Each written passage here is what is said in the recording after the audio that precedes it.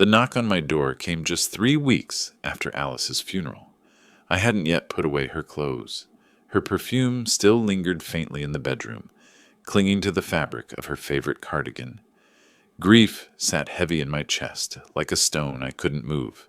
When I opened the door, my son Daniel stood there. His wife, Olivia, hovered beside him, her arms crossed, her sharp eyes scanning my modest home like an auditor tallying assets. Before we continue, don't forget to like this video, subscribe to the channel, and turn on the bell icon, so you never miss a story like this one. Daniel forced a smile, but it didn't reach his eyes. "Dad, we need to talk," he said, stepping inside before I could even invite them. Olivia followed close behind, her heels clicking against the worn hardwood floor. I gestured toward the living room, where Alice's quilt still lay draped over the back of the sofa. Daniel sat stiffly, his white coat folded neatly over one arm as though it gave him authority, even outside the hospital. Olivia remained standing, her posture rigid, every inch of her screaming them that she was here on business, not family. "What is it?" I asked, lowering myself into my armchair. Daniel exchanged a quick glance with his wife, then cleared his throat. "Dad, it's about the house." My heart tightened. The house. The place Alice and I had bought 40 years ago. The place where we raised Daniel. The place where I had cared for Alice through 8 years of Alzheimer's, guiding her through confusion, fear, and finally silence. The house wasn't just property. It was memory, history, love carved into walls and floorboards. Olivia spoke next, her voice cold and precise. "Charles, you're not well. You've been through trauma. Prolonged caregiving can leave impairments. Daniel and I are concerned about your ability to manage things on your own.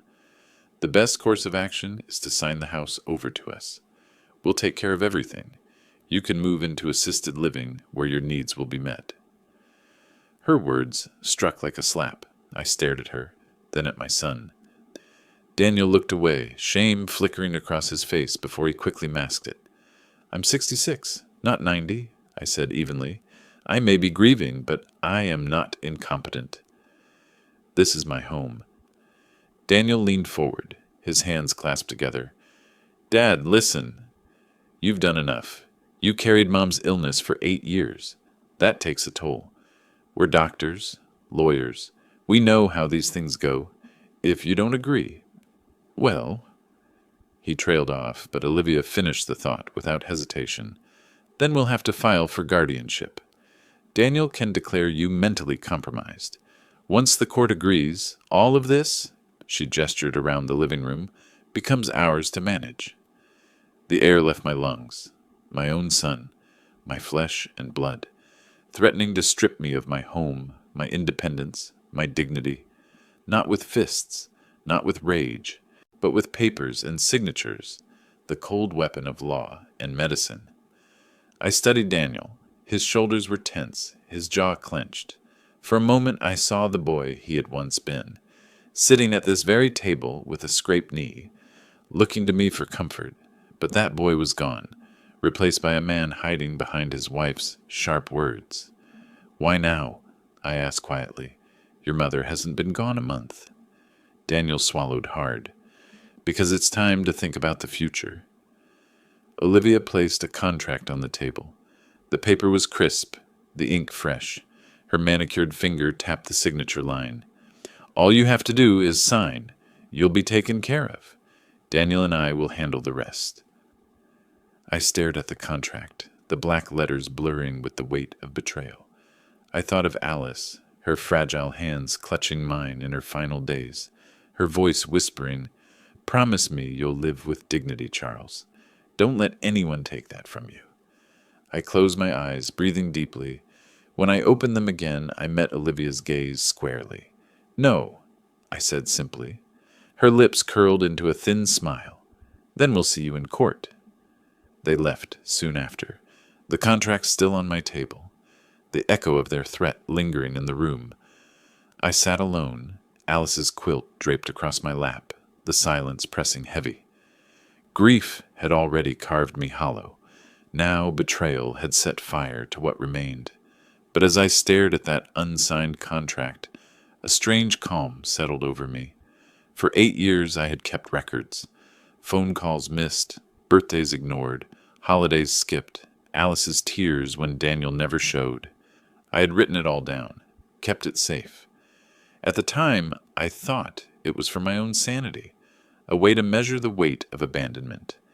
Now I realized it was evidence. And if Daniel and Olivia thought they could declare me incompetent, they had underestimated the wrong man. After Daniel and Olivia left my house that night, their threats still echoing in my ears, I found myself wandering into the bedroom. Alice's quilt was neatly folded at the foot of the bed, though I hadn't had the heart to wash it yet. Her perfume still lingered faintly in the closet, a ghost of lavender and soap. I sat down heavily and closed my eyes. Their words, guardianship, incompetence, assisted living, cut deep, but they also dragged me back through time, back to the years when this house was full of Alice's voice. Those years had been hard, harder than anyone outside could ever imagine, but they were also the clearest proof of who I was. I had been a husband, a caregiver, and I had never once abandoned her. It began with little things. Alice would misplace her keys, forget a neighbor's name, stumble over words she used to know by heart. I told myself it was age, fatigue, nothing more. But then she started repeating questions, calling me into the room, only to ask me why I hadn't come. The day she stood in our kitchen looking at the coffee pot as if she didn't know what it was, I felt the ground shift beneath me. The doctor's diagnosis confirmed what my gut already feared: Alzheimer's. I remember the look in Alice's eyes that day, not fear for herself, but sorrow for me. She squeezed my hand and whispered, "Promise me, Charles.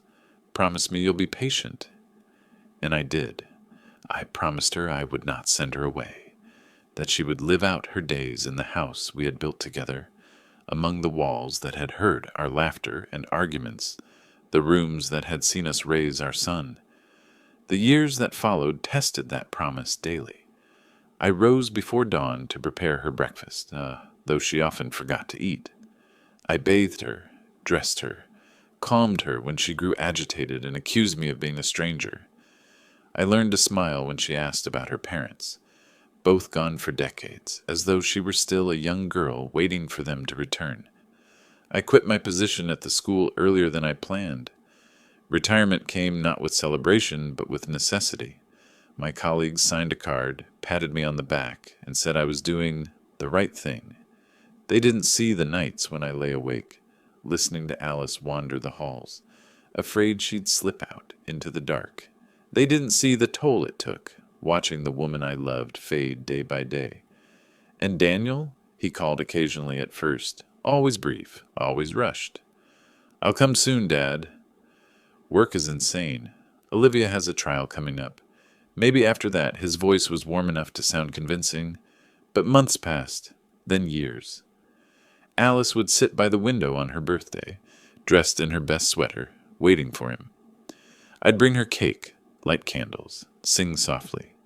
She would smile, but her eyes would drift to the driveway, always hoping he never came.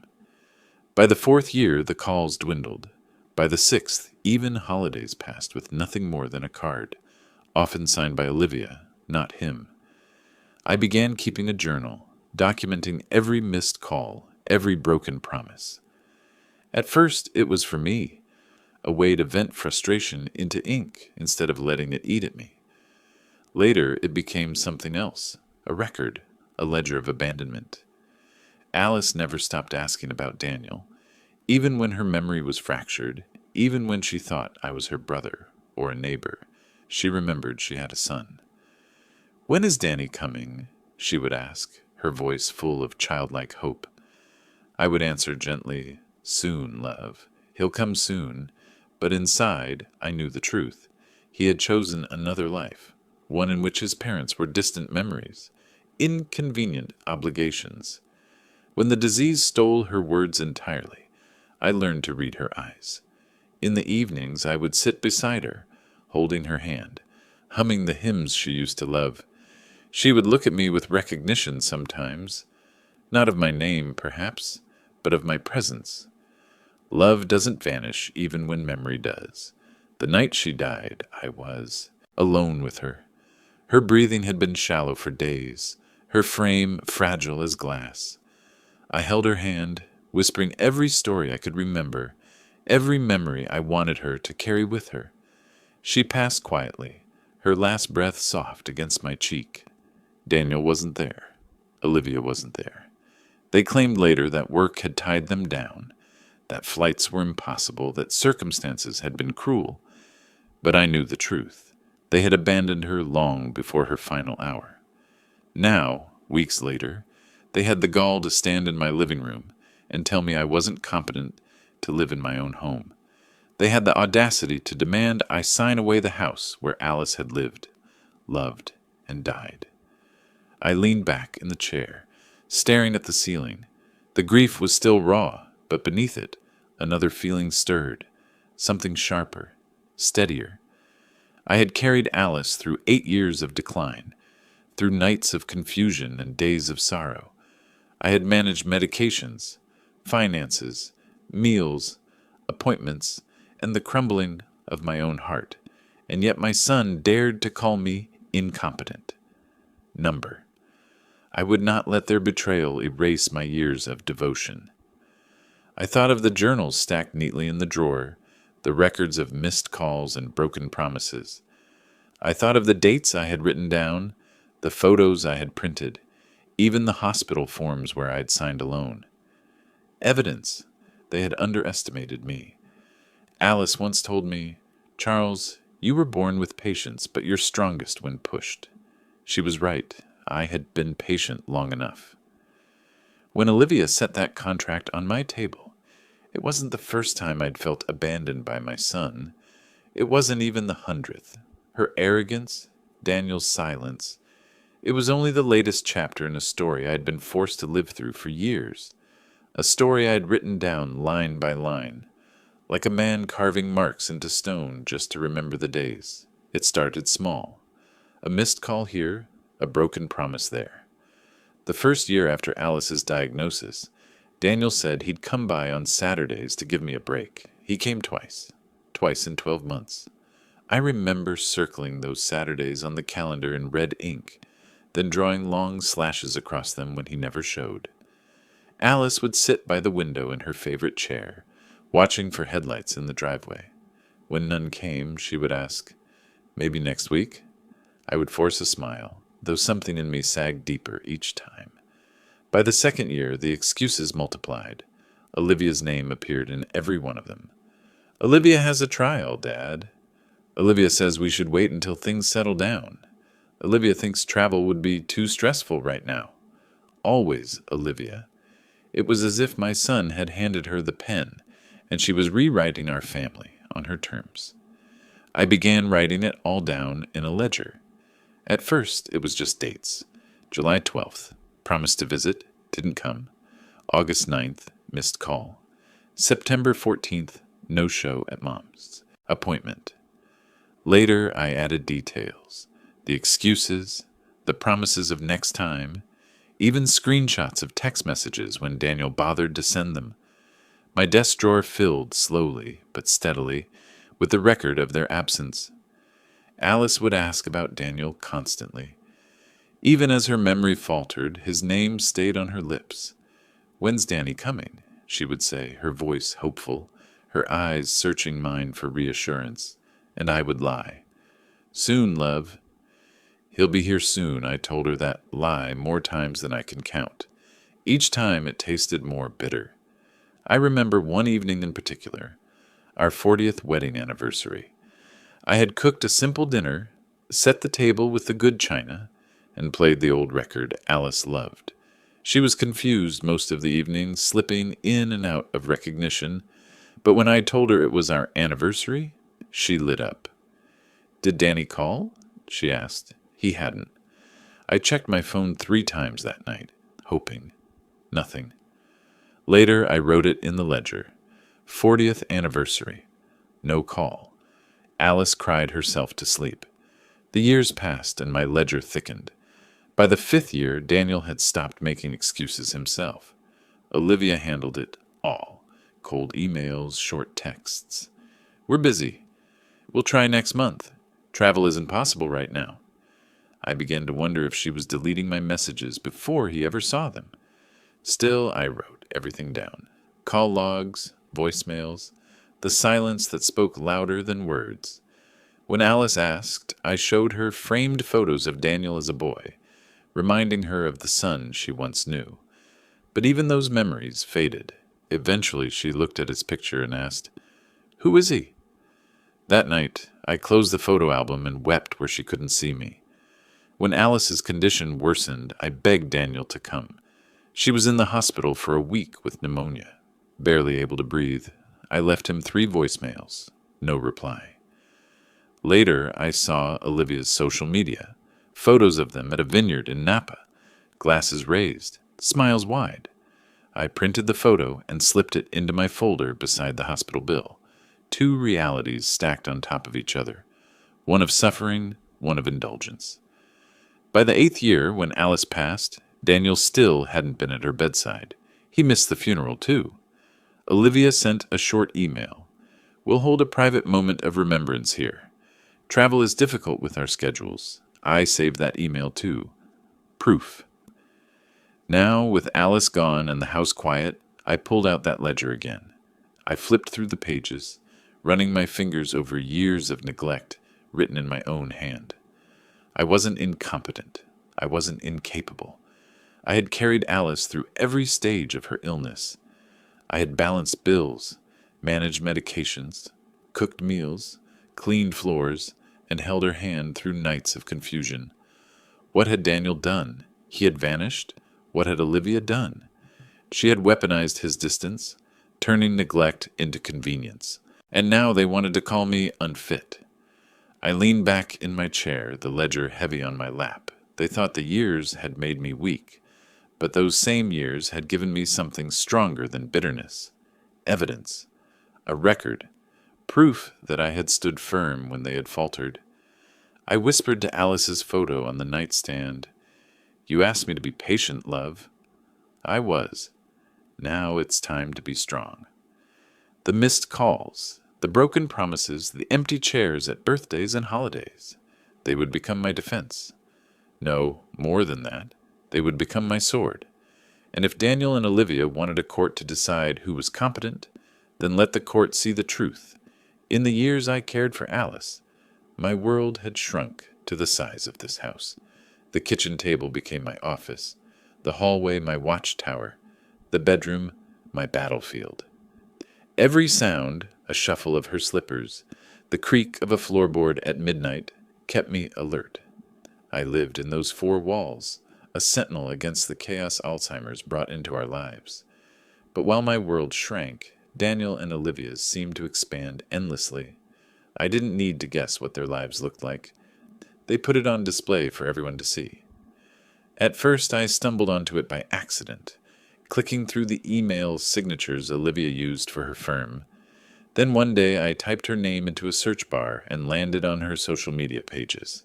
And there it was, in a gallery of their life, curated for admiration. I scrolled through photo after photo, my hands trembling with equal parts rage and sorrow. There was Daniel, beaming in a tuxedo at a medical conference in Miami, champagne glass in hand, while Alice was home with me, unable to remember her own name. There was Olivia, dressed in silk, posing with her law partners at a charity gala, smiling wide while I cleaned the remnants of dinner Alice had forgotten she'd eaten just minutes before. They posed on beaches in Greece, their skin golden in the sun, while Alice was in the hospital with pneumonia, her breath rattling in my ear as I begged Daniel to call. He never did. Olivia, however, posted a photo that same week. "Work hard, play harder. #Santorini sunsets." I printed that one, taped it into my ledger beside the hospital bill. 2 pages side by side, Alice's medical charges and Olivia's vacation grin. By the 6th year of Alice's illness, their posts had become routine. New Year's Eve in Paris, skiing in Aspen, anniversary dinner at a rooftop restaurant overlooking the Manhattan skyline. All the while, I kept notes of the nights Alice cried when Daniel didn't show, the days she asked why her son had forgotten her, the mornings she stared at the front door as though willing him to appear. Each time I told her he was busy. Each time I lied a little more to keep her heart from breaking. And yet, the evidence of their absence kept piling up in glossy color. Instagram didn't lie. They weren't too busy. They weren't struggling. They were thriving, at least on the surface, while leaving me to shoulder everything alone. I remember one night in particular. Alice had fallen asleep in her chair, her breathing shallow, her head tilted against my shoulder. I was too afraid to move, afraid I'd wake her confusion, so I sat there scrolling through Olivia's latest posts. She and Daniel were dressed in black tie attire, holding cocktails beneath a crystal chandelier. The caption read, "Grateful for family, success, and love. Blessed beyond measure." I stared at that photo until the phone blurred. Grateful for family, love, success. All while ignoring the woman who had given Daniel life, the woman slipping away piece by piece in my arms. I took a screenshot, printed it the next day, and placed it in the ledger with the note. Alice forgot my name tonight. Daniel posted about blessings. It wasn't just the hypocrisy that burned me. It was the proof. Undeniable. Time-stamped. Public. They could argue about memories, about misunderstandings, about what was reasonable for them to manage. But these photos, these captions, they told the truth in their own words. By the 8th year, I had an entire binder filled. Hospital bills paired with vacation photos. Missed calls documented beside their gala appearances. Funeral arrangements on one page. Olivia's smiling face at a vineyard on the next. It was all there, a grotesque contrast between duty and desertion. When Alice died, I sat alone in the living room with that binder open across my lap. I flipped through the pages slowly, each one cutting deeper. But instead of breaking me, it steeled me. Because I realized then that I wasn't just a grieving husband. I was a witness, a chronicler. And now, with Daniel and Olivia threatening to declare me incompetent, I understood what I had really been building all those years. Not just a record of their absence, but a case. If they wanted to step into court, they would have to face the truth. The father they abandoned was sharper than they thought, and their own arrogance had given him the evidence to destroy them. I closed the binder, slid it into the briefcase with the ledger, and whispered to Alice's photograph, "You told me to be patient." I was. Now it's time to fight. The night Alice died is seared into me like a scar I will carry to my last breath. She had grown so fragile those final weeks. Her eyes, once sharp and bright, were clouded, but sometimes, just sometimes, they flickered with recognition. I lived for those flickers. A squeeze of my hand, the ghost of a smile when I hummed the hymn she loved. A tear rolling down her cheek when I told her stories about our early years, back when life was still full of hope. That evening her breathing grew shallow, ragged. I sat beside her bed, holding her hand, whispering every word of comfort I could muster. "I'm here, Alice. You're not alone.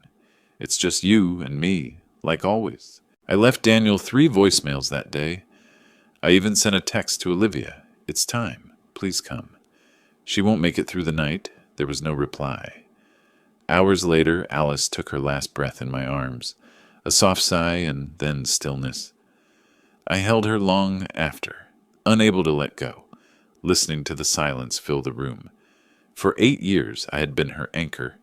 Now, without her, I felt untethered, floating in a darkness I didn't know how to navigate.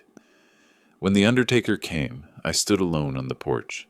Not a car in the driveway, not a son rushing to his mother's side. Only the sound of tires on gravel as they took her away. The funeral was 2 days later.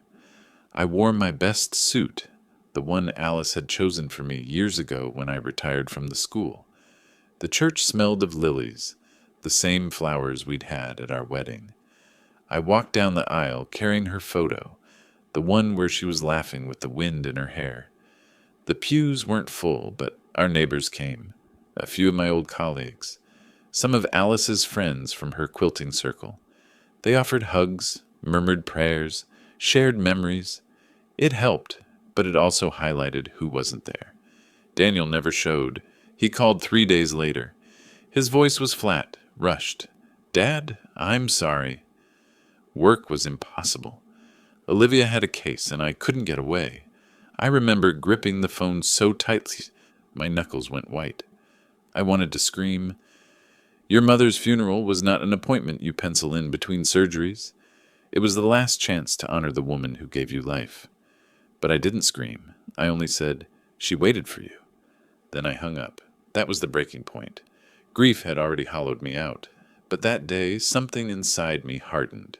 The ledger of missed calls, the binder of social media lies, the screenshots, the emails. They no longer felt like a coping mechanism. They felt like ammunition, evidence not just of neglect, but of betrayal. Alice had once begged me not to hate our son, even when he drifted away. "Be patient with him, Charles," she'd whispered on one of her clearer days. "He's lost too." Don't give up on him. I had honored that plea for 8 long years. I had covered for him, excused him, lied to her face to shield her from the truth. But when he missed her final breath, when he missed her funeral, when he left me to bury her alone, that patience turned to resolve. I sat in the quiet house, staring at her empty chair, and I made a promise. Not to Alice this time, but to myself. If they ever come for me, if they ever try to strip me of what little I have left, I will not bend. I will not let them erase me the way they erased her. Weeks later, when Daniel and Olivia came to my door with their contract and their smug faces, they didn't realize the ground they were standing on. They thought grief had broken me, left me vulnerable. They thought the house was just property waiting to be claimed. They didn't know I had been preparing for this moment for years. Every voicemail, every printed photo, every date circled in my ledger. They had abandoned Alice, and by doing so, they had underestimated me. As I closed the binder that night, I whispered into the silence, "You're not alone anymore, Alice. I'll carry this fight for you." And in that whisper, I found the steel I'd been missing. After the funeral, I thought Daniel might at least try to bridge the chasm that had opened between us. Maybe guilt would gnaw at him, force him to pick up the phone, come by, sit across from me at the kitchen table, and explain himself. But weeks turned to months, and silence filled the void. When he finally showed up again, it wasn't with remorse. It was with Olivia, and with threats. They came on a gray afternoon in late March. Rain pelted the windows, tapping like impatient fingers. I was in the kitchen, flipping through Alice's old recipe book, when the knock came. My gut told me it wasn't a friendly visit, and when I opened the door, the look on Olivia's face confirmed it. Daniel followed her in, shoulders tense, eyes fixed anywhere but mine. Olivia carried a leather folder under her arm, her heels striking the floor like a gavel. She didn't bother with small talk. "Charles," she began, her voice smooth and rehearsed, "we've given you time to grieve. But it's time to be realistic about your future. Living alone in this house is not sustainable." I crossed my arms. "I've managed this house for 40 years. I cared for Alice here until her last breath. Don't talk to me about sustainability." Her smile tightened. "Grief clouds judgment." "Daniel agrees with me. It would be best if you transitioned into assisted living. We can petition the court for guardianship if necessary. Daniel is a physician, after all. His professional assessment carries weight." I turned to my son, searching his face for some flicker of shame, some trace of the boy I once carried on my shoulders through the county fair. But he avoided my gaze. His voice was low. "Dad, it's for your own good. We don't want you to hurt yourself or lose the house by mismanaging things." I let out a bitter laugh. "Lose the house? You mean you want it. That's all this is about." Olivia placed the folder on my table and slid it toward me. "This is a guardianship petition draft. We can file it at any time. But if you sign over the deed voluntarily, There's no need to make this adversarial. My hands shook as I opened the folder. Legal jargon filled the pages. Cold words that sought to strip me of authority over my own life. Incompetent, incapable, incapacitated. Terms they would hurl at me, their own father and father-in-law. "Do you hear yourselves?" I asked, my voice low but steady. "Your mother died in this house less than a year ago. I cared for her every day, every night, when neither of you could be bothered to show up. And now you want to declare me incompetent?" Daniel flinched, but Olivia pressed on. "Caregiving for someone with dementia takes a toll. Studies show cognitive decline in spouses who serve as caregivers. We're not villains, Charles. We're being practical.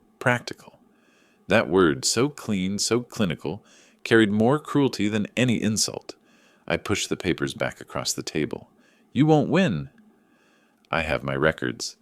Every call you missed, every time you left Alice waiting by the window, every message unanswered. 8 years' worth of neglect, signed and dated.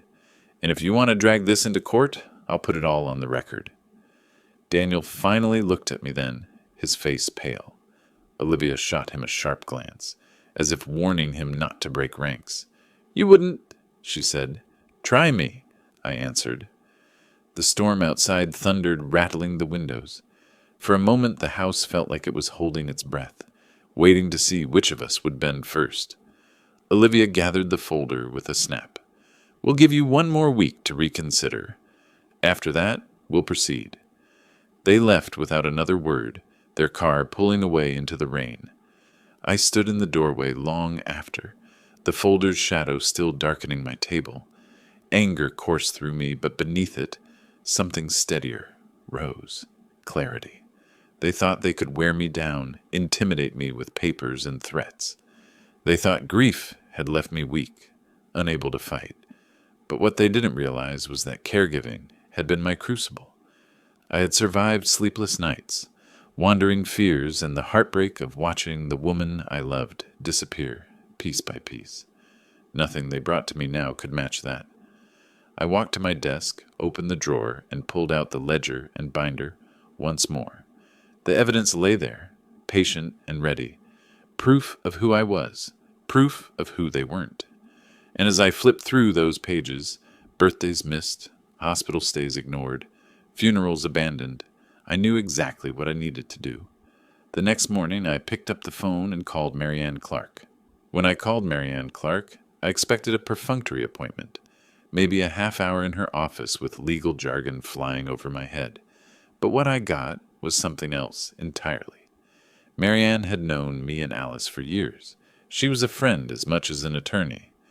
We had all once sat side by side in the pews of the same church, traded recipes at potlucks, even laughed over wine at neighborhood gatherings. She had watched Alice's decline with quiet sorrow. When she picked up the phone and heard my voice, she said simply, "Come in tomorrow morning, Charles." Bring everything. Her office smelled of coffee and old books. Sunlight streamed through wide windows, reflecting off neatly stacked case files. Marianne herself looked sharp as ever, her gray-streaked hair pulled into a bun, her glasses perched low on her nose. She rose to greet me with a firm handshake and a look that told me she already knew more than I'd said. "You're carrying a weight, Charles," she said softly.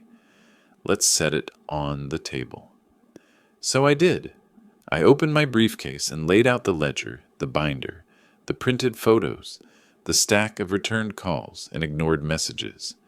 I spread it all across her mahogany desk like I'd spread it once on my kitchen table. She leaned forward, her lawyer's eyes scanning the evidence. Page by page, her eyebrows climbed higher. She read the notes I'd written in the margins, the dates of Alice's appointments Daniel missed, the anniversaries where he never called, the photos of Olivia smiling on foreign beaches while Alice lay in hospital beds. By the time she looked up, her mouth was set in a thin line. "This," she said firmly, tapping the pile, "is not the record of an incompetent man. This is the record of a husband who carried his wife with dignity while his son and daughter-in-law abandoned him. Charles, You've built a stronger case than most attorneys could. Relief surged through me, mingled with bitterness. They're going to try to declare me unfit, I said. Daniel's a surgeon, Olivia's a lawyer. They'll use their titles like shields. What chance do I have? Marianne adjusted her glasses. More than you think. Their arrogance is their weakness. They assumed you weren't keeping track. They assumed you were too tired, too broken. But you've got dates, documents, proof. Guardianship requires evidence that you can't manage your own affairs. What you've brought me shows the opposite. I swallowed hard. They'll come at me in court if I don't sign. Olivia already promised it. Then let them, Marianne replied, her eyes flashing. Because when they do, we'll be ready. We'll flip their petition into an indictment of their neglect. Her confidence steadied me. I leaned back, breathing a little easier. For months, I'd felt cornered. Now, for the first time, I felt like I had room to stand. Marianne leaned closer. Charles, do you want to fight them head on, or do you want to outmaneuver them? Because I think you're capable of more than just defense. Her words lit a spark in me. What do you mean? You said the house means everything to you. It holds Alice, your history. But if they're circling like vultures, waiting for you to slip, then maybe the smartest move is to take the carcass away before they land. I frowned. Sell it? On your terms, she said, to someone who will honor Alice. Or better yet, to an organization that will put the value where it belongs. Alzheimer's research, maybe. That way, Daniel and Olivia can't touch it. They'll be left with nothing but their ambition. The thought stunned me. Selling the house felt like severing an artery. This place was my anchor. But Marianne's logic cut clean. If the house was bait, then the only way to beat them was to take the bait off the hook. I stared at the piles of evidence on her desk. For 8 years I had carried Alice. Now, maybe it was time to carry her memory in a new way. Marianne reached across the desk and placed her hand over mine. Charles, I know this isn't easy, but you've been through worse. You kept your promise to Alice. You proved stronger than most men would have. Don't let them undo that. Let's finish this on your terms. Her words settled deep in me.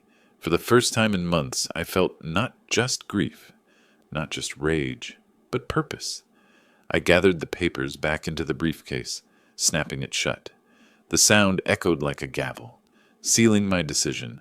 All right, I said quietly. If they want to call me incompetent, let's show them just how competent I can be. Marianne smiled, a sharp glint in her eyes. That's the spirit. Now let's make them choke on their own arrogance. When I left Marianne's office that afternoon, the sky felt different. It was still gray, still heavy with clouds, but for the first time in months, I didn't feel the weight pressing down on me. I felt something else entirely. Clarity. I knew what I had to do. For weeks, Daniel and Olivia had circled me like vultures, waiting for the grief to rot me hollow so they could swoop in and take what they believed was theirs. But Marianne was right. The only way to win was to remove the carcass, to make the house, the very thing they coveted, vanish from their reach. The next morning I made calls, quiet ones, not to realtors in the neighborhood. Olivia would sniff that out in days. No, I called the regional office of the Alzheimer's Research Foundation, the same organization Alice and I had donated to every Christmas when we still had the means. The woman on the line spoke gently, her voice full of respect, when I explained what I wanted, to sell the house and dedicate the proceeds to a research wing in Alice's name. Within a week, I sat across from 2 foundation representatives in my living room. They didn't come with sharp suits or cold eyes like Olivia. They came with notepads and compassion, listening intently as I explained why this house mattered, and why letting go of it on my terms was the only way I could honor Alice. When they asked for the price, I didn't hesitate. $2.8 million, I said firmly, not a penny less. This isn't just property. It's memory. It's sacrifice. It's 8 years of devotion. I want every cent to fight the disease that took her from me. They agreed. The contract was drawn up quickly. Marianne reviewed it with the sharp eyes of a hawk, ensuring there were no loopholes, no cracks Olivia could exploit later. Once everything was in place, I signed. My hand trembled as the pen touched paper, but not from doubt. It trembled because I could almost hear Alice's voice whispering, "You kept your promise, Charles. You carried me all the way." When it was done, the deed was no longer mine. The house I had fought to protect from vultures was now a gift, a weapon turned back on them. But I didn't stop there. Marianne helped me take the next step. Together, we planned the reveal. Not in a courtroom where Olivia could twist her words, not in the privacy of my kitchen where Daniel could hide behind silence, but in the very place they sought prestige, the hospital gala where both of them flaunted their status. Every year, Daniel's colleagues gathered there to celebrate medical advancements, donors, and researchers. Olivia came too, dressed in silk, shaking hands with the powerful, ensuring her name was whispered with respect. They had built their reputation on appearances, on gleaming surfaces. That was where I would dismantle it. Marianne arranged the details. She spoke with the foundation. They agreed to announce the new research wing at the gala itself, the Alice Whitman Center for Alzheimer's Research. My role would be simple: stand on stage, tell the story, and watch the truth ripple through the very crowd that Daniel and Olivia thought they controlled. But I wanted more than speeches. I wanted proof. So I prepared a recording. For weeks I had kept the voicemail Daniel left after Alice's death, the one where his voice was hollow, apologizing for missing the funeral. I had saved Olivia's email, curt and cold. "We'll hold a private remembrance here. Travel is impossible." And now, after their threats in my living room, I had something even sharper, a recording from that day. Their voices cold and clear, spelling out their intent to strip me of guardianship, to label me incompetent, to take what wasn't theirs. Marianne called it my trump card. We tested the audio, crisp and undeniable. Every word Olivia spoke dripped with arrogance. Every hesitation in Daniel's voice betrayed his guilt. I loaded the files onto a drive, tucked it into my briefcase alongside the ledger, the binder, and the stack of evidence. For years I had written down their absence.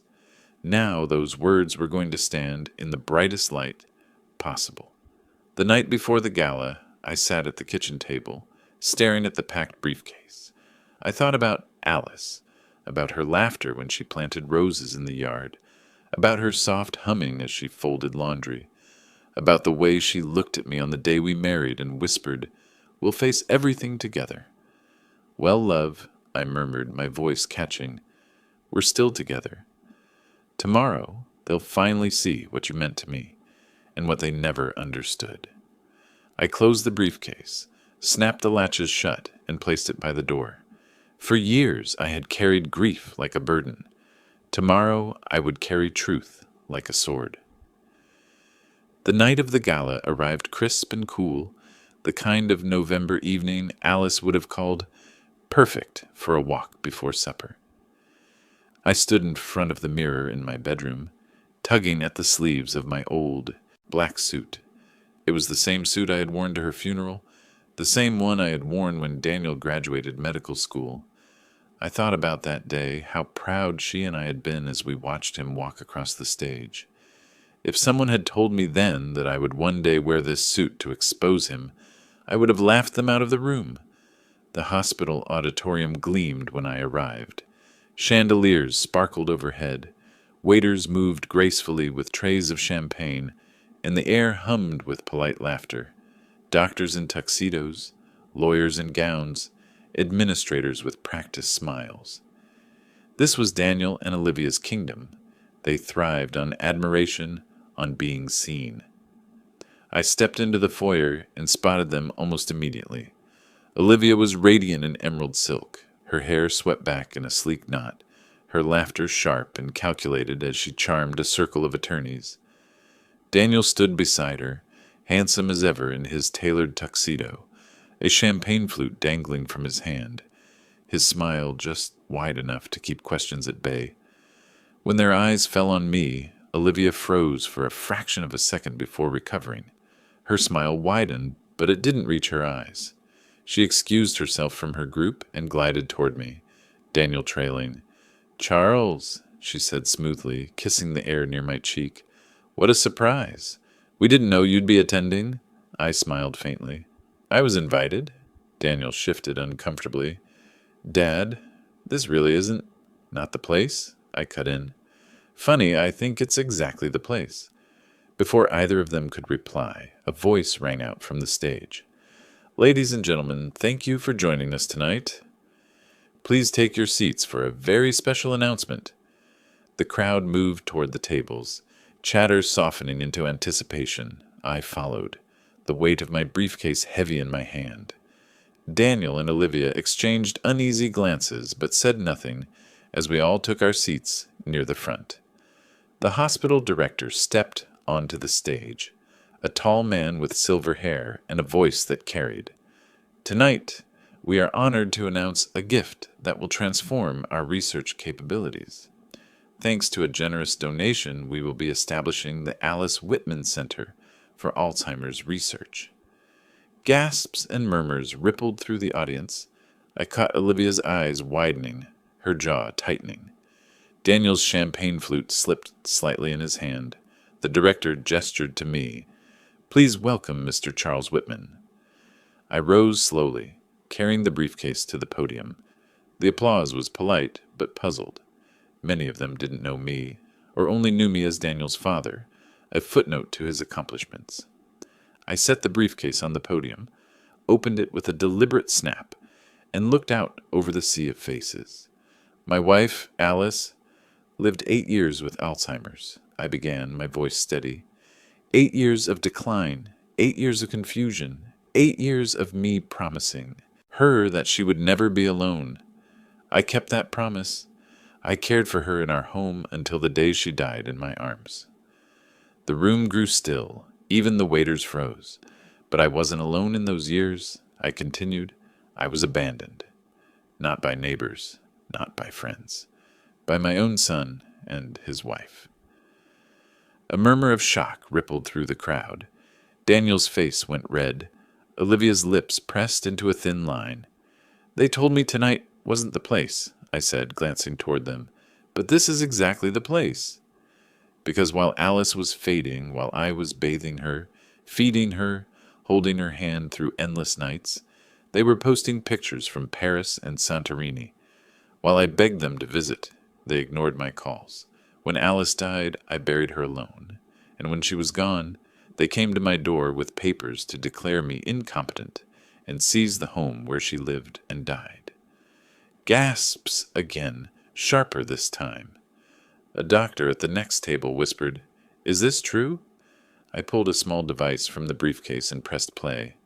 Olivia's voice filled the hall, cold and precise. "Charles, you're not well. Sign the deed, or we'll petition for guardianship. Daniel is a physician. His assessment will carry weight." Then Daniel's voice, hesitant but clear. "Dad, it's for your own good. If you don't agree, we'll see you in court." The recording echoed through the auditorium, bouncing off marble walls, every word undeniable. I looked out at the crowd, at the stunned faces of Daniel's colleagues, at Olivia's law partners, shifting uncomfortably in their seats. This is who they are. "And this," I said, holding up a signed contract, "is what I did. I sold the house myself and donated every cent, $2.8 million, to Alzheimer's research, in Alice's memory, because she deserved dignity. Because she deserved more than lies and neglect." For a moment, the room was silent. Then applause erupted, not polite this time, but thunderous, rising like a tide. Some people stood, others wiped their eyes. The director clasped my hand at the podium, tears glistening. I glanced at Daniel. His face was ashen, his jaw slack. Olivia's composure had finally cracked. Her hand shook as she tried to gather her clutch.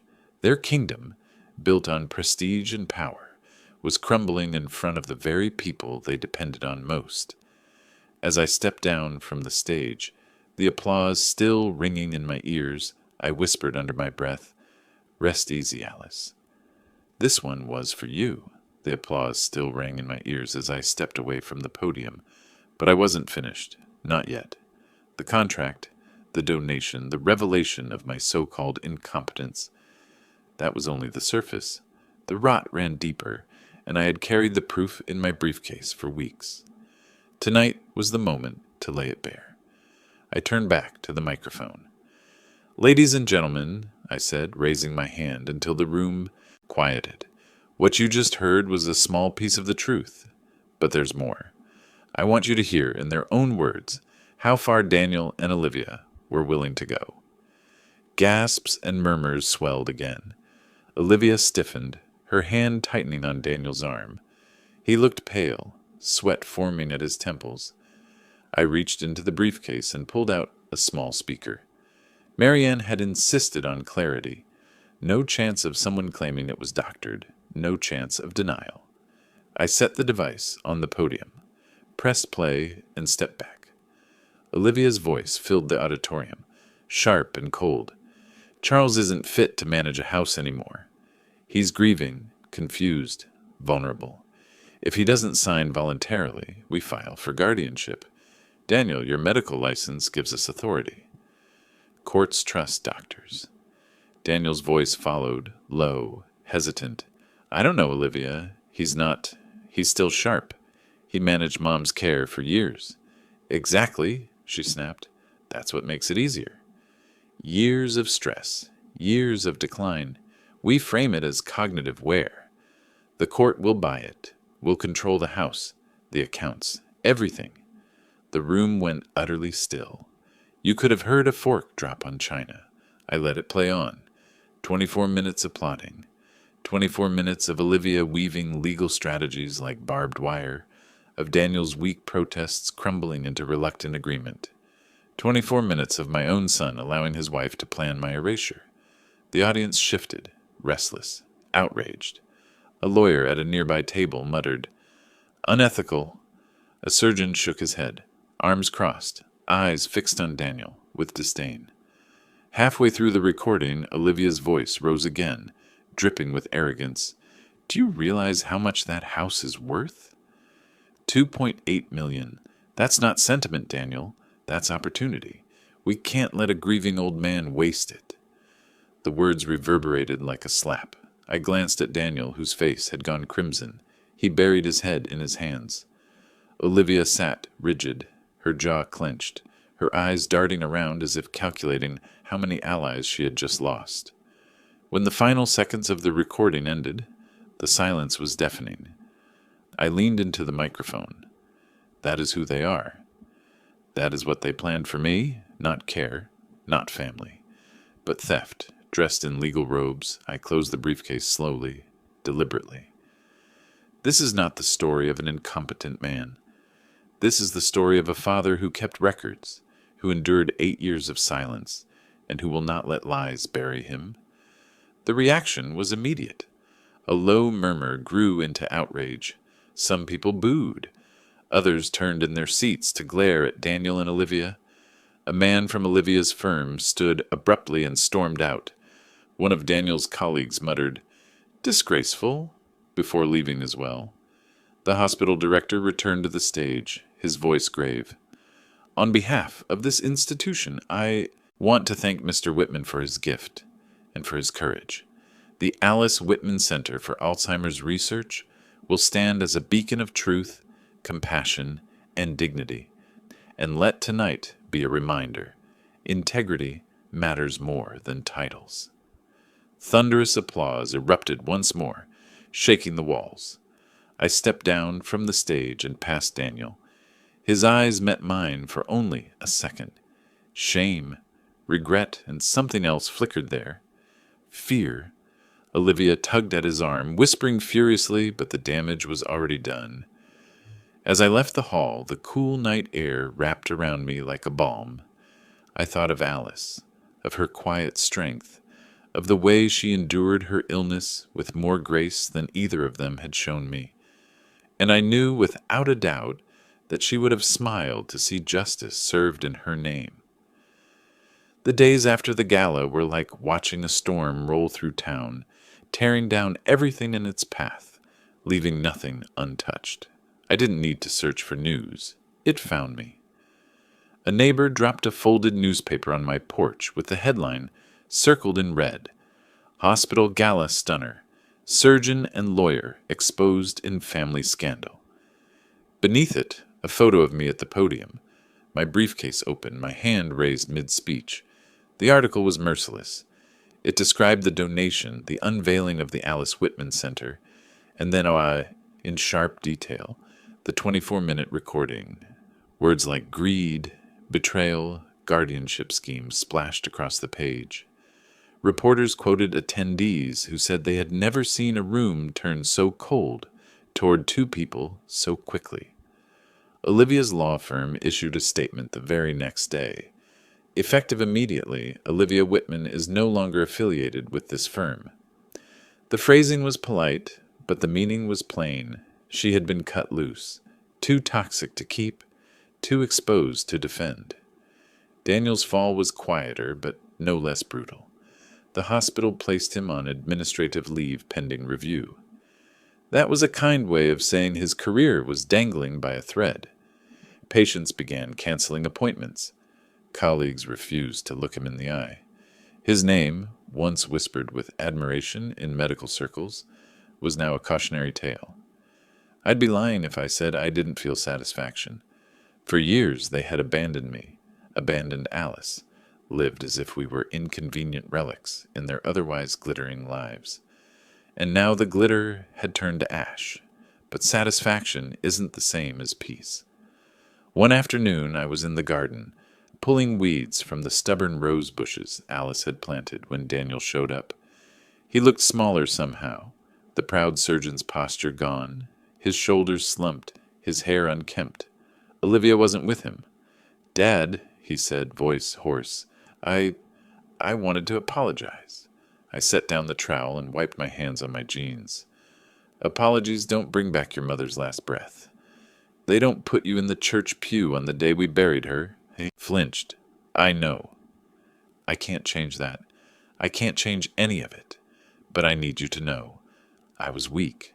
Olivia pushed me and I let her. I thought success meant listening to her, following her lead. But it cost me everything. I studied him. My son. The boy I once lifted onto my shoulders. The man who had cut me out of his life. The man now standing in my yard, broken. For a moment, I wanted to pull him into an embrace, to tell him it would be all right. But then I remembered Alice's vacant eyes, her whispered questions, the countless nights she asked for him while he was laughing in Paris. "You chose her over us," I said quietly. "Over your mother. Over me? And you did it for years." Tears welled in his eyes. "She's gone." Olivia left. She said I'm nothing without her. Maybe she's right. I shook my head. She's wrong. But so are you if you think forgiveness comes easy. Trust has to be earned. It's not inherited like a title or a house. It's built, brick by brick, and you tore every brick down. Daniel nodded, his face pale. "Then let me try to rebuild." I didn't answer right away. The garden was quiet except for the wind brushing through the leaves. Finally I said, "If you want to start, don't do it for me. Do it for the patients you abandoned while chasing prestige. Do it for the mother you forgot. Do it for yourself. Maybe one day I'll believe you've changed. But today isn't that day." He swallowed hard, nodded again, and left. After he was gone, I stood in the garden with my hands in the soil, the thorns pricking my fingers. I thought of Alice, of her patience, her boundless love. She would have wanted me to soften, but she also would have wanted me to stand firm. And so I did both. I left the door cracked, but I kept the lock on. That night I received a call from Marianne. "Charles," she said warmly, "the foundation wants you at the groundbreaking for the Alice Whitman Center. They want you to turn the first spade of earth." I smiled, tears pricking my eyes. "Alice loved gardens," I whispered. "Seems fitting she'll have one of her own." The fallout had left Daniel and Olivia ruined, but it had also planted something new. A legacy not of wealth or property, but of love turned into action. Alice's name would live on, not as a memory in my ledger, but carved into a building where hope was born.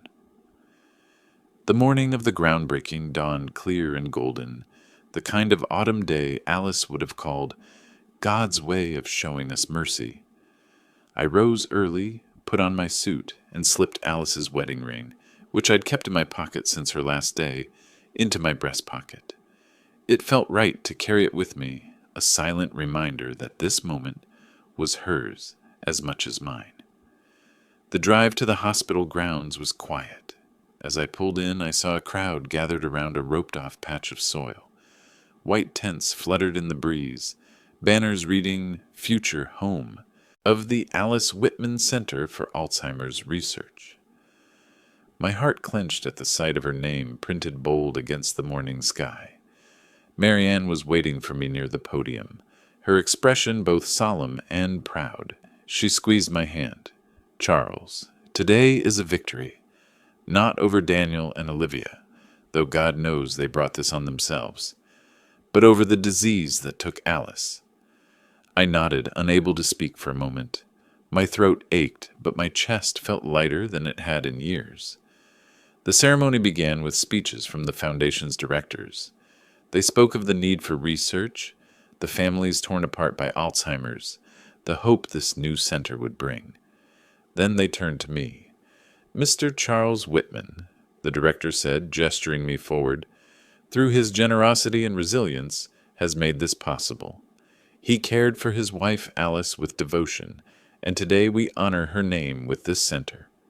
Applause rose, warm and genuine. I stepped up, briefcase in hand, though this time it wasn't filled with evidence or recordings, only a few of Alice's photos, tucked safely inside. I took a deep breath and spoke. Alice was the love of my life. For 8 years I watched her fade, piece by piece, until even my name slipped away. But love doesn't vanish with memory. It endures. And today we build something that will endure too. This center isn't just bricks and mortar. It's hope. It's dignity. It's Alice's legacy. My voice cracked, but I didn't stop. I was told not long ago that I was unfit to make decisions, unfit to carry responsibility. But here I stand, not broken, not buried, alive and determined to see my wife's name shine brighter than the lies others tried to write over us. The applause swelled again. Marianne handed me a silver spade, its handle polished to a shine. My hands trembled as I drove it into the soil. The earth gave way easily, the dirt rich and dark, the first turn of ground, the first step toward something Alice would have been proud of. As the crowd clapped, I looked up and caught sight of Daniel, standing at the edge, away from the others. His suit was rumpled, his face drawn. Olivia was nowhere in sight. He didn't approach, but his eyes met mine. For once there was no arrogance, no excuse, only quiet regret. He nodded, a small gesture, as if to say, "I see now." I returned the nod, nothing more. Forgiveness wasn't ready, not yet, but maybe someday. When the ceremony ended, I lingered, walking slowly across the patch of soil that would become a place of healing. Children played near the edge of the crowd, their laughter carrying on the wind. I imagined Alice smiling, humming as she tended her roses, pleased that her name would now tend something even greater. Back home that evening, I sat on the porch with a cup of tea, watching the sun dip below the horizon. The house felt different now.